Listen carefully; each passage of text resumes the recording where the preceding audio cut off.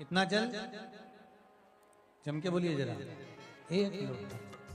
और आप सबको कहूंगा, शिव मंदिर में प्रतिदिन 1 लोटा पानी, 1 लोटा जल अवश्य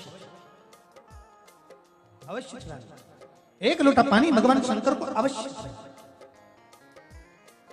क्या होता है? 3 दोष समाप्त होते हैं 1 लोटा पानी शिव जी को चढ़ाने से। 3 दोष। पहला पितृदोष, दूसरा वास्तु दोष और तीसरा कालसर्प दोष। जब हम घर में से जल लेकर जाते हैं तो हमारे घर का पानी जब जाता है तो घर का जो वास्तु केंद्र होता है वो रसोई घर होता है।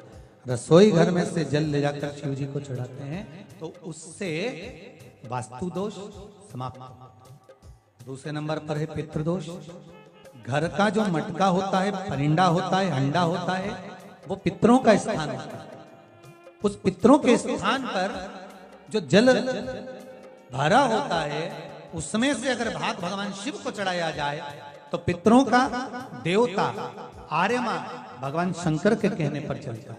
इसलिए वो भाग जब शिव को प्राप्त होता है तो आर्यमा संतुष्ट होकर पितरों को भी फल प्रदान करता है। तीसरे नंबर पर कालसर्प दोष।